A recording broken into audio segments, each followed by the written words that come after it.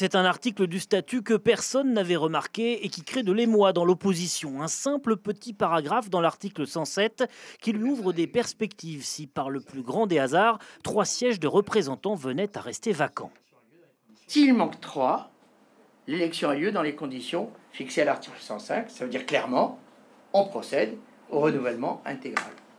Un article censé disparaître avec le prochain toilettage du statut. Pour l'opposition, c'est donc maintenant ou jamais. D'après nos confrères de Radio 1, le Tavini et le Tauera envisageraient donc de faire démissionner 3 représentants pour retourner aux urnes en présentant, pourquoi pas, des listes communes Tauera-Tavini, un pari risqué.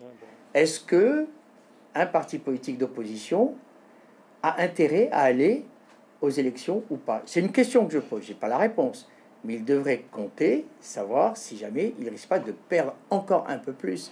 N'oubliez jamais que les peuples, en général, n'aiment pas les dissolutions qui sont des manœuvres politiques. Pas de commentaire du côté du Tauera ni du Tavini, mais depuis l'inéligibilité d'Oscar Temaru et le soutien que lui avait témoigné Gaston Floss, un dialogue entre les deux partis semble possible sur un front commun anti-Tapura et anti-État. Reste à savoir si cette manœuvre n'est pas une tactique pour faire pression sur les maires avant les municipales. Il s'agirait aussi de maintenir une pression politique pour ne pas perdre les Tavanas du Tauera essentiellement, puisqu'il n'y a qu'un seul du Tavini, qui serait tenté d'aller vers le Tapura pour avoir plus de chances d'être élu.